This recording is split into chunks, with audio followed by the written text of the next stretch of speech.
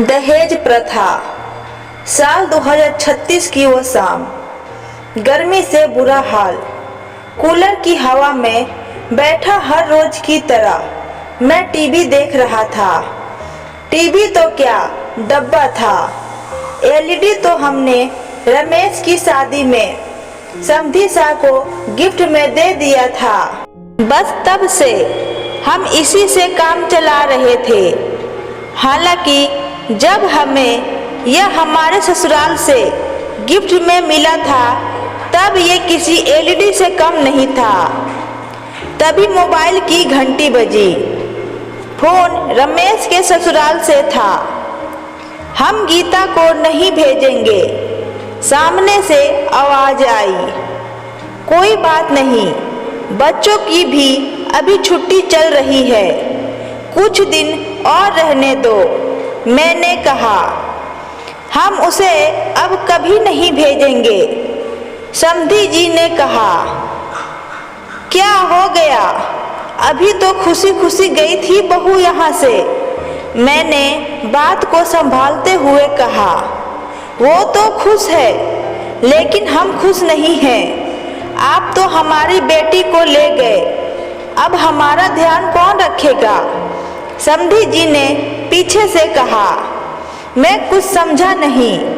मैंने कहा, समझना समझाना कुछ नहीं है, गर्मी बहुत है, हमें एसी चाहिए, वरना आप अपनी बहू को भूल जाओ। और फोन कट गया। मेरे पैरों तले जमीन खिसक गई थी। मुझे कुछ समझ नहीं आ रहा था कि मैं क्या करूं। हालांकि मुझे इतना पता था कि जिस चीज की वे लोग मांग कर रहे थे वो दहेज था। मैंने रमेश को आवाज लगाई, बहू के साथ कुछ झगड़ा हुआ था क्या? मैंने पूछा।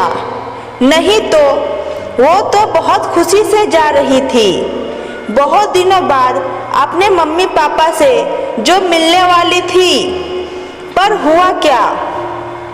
वे अब बहू को नहीं भेजेंगे। फोन पर अभी उन्होंने एसी की मांग की है। लेकिन पापा, ऐसा कैसे हो सकता है? गीता को तो पता है कि शादी का कर्ज ही अभी नहीं उतरा है, तो फिर यह एसी। रमेश ने गीता को कसूरवार ठहराया। रमेश की माँ, जो काफी देर से रसोई से हमारी बातों को आटे की पिटाई करते हुए सुन रही थी, अब बातचीत का हिस्सा थी। यह भी तो हो सकता है कि बहू को इस बारे में कुछ पता ही ना हो। रमेश की माँ ने कहा, किसी सास का अपनी बहू पर इस तरह का विश्वास मैंने पहली बार देखा था। क्या हुआ दादू? रमेश की छोटी बेटी ने कहा। शायद समाज के इस पहलू ने उसे भी अपनी किताबी दुनिया से बाहर आने पर मजबूर कर दिया। तुम अभी छोटी हो, तुम नहीं समझोगी, रमेश ने उसे टोकते हुए कहा। क्यों नहीं समझूंगी?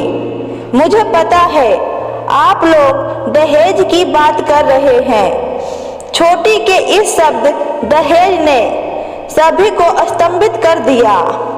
मैंने अपनी हिंदी के किताब में पढ़ा था दहेज के बारे में। शादी के समय वर पक्ष द्वारा वधू पक्ष से किए गए उपहार की मांग को ही दहेज कहते हैं। दहेज की परिभाषा देकर छोटी ने अपने बड़े हो जाने का प्रमाण तो दे दिया, लेकिन इस शब्द की गहराई से वो बिल्कुल अनजान थी। लेकिन दादू, ये प्रथा तो कब से बंद हो गई, और वैसे भी दहेज तो लड़के वाले मांगते हैं ना, तो फिर नाना जी हमसे क्यों मांग रहे हैं? छोटी के इन सवालों ने मुझे वापस अपनी उस दुनिया में ले जाकर खड़ा कर दिया जहां मैं कभी इन मुद्दों पर अपनी राय रखता था।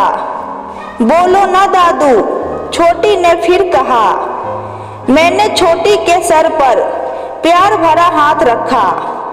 बात तब की है बेटा जब भारत सोने की चिड़िया था। लोग इतने धनवान थे कि शादियों में दिल खोल कर खर्चा करते थे और बड़े बड़े उपहार देते थे। समय के साथ भारत सोने का चिड़िया तो नहीं रहा, पर उपहार देना एक प्रथा बन गई है और धीरे धीरे यह प्रथा सिर्फ लड़कियों वालों के लिए रह गई। लोग अब शादी के लिए बड़े बड़े उपहार की मांग करने लगे और जन्म हुए दहेज प्रथा का।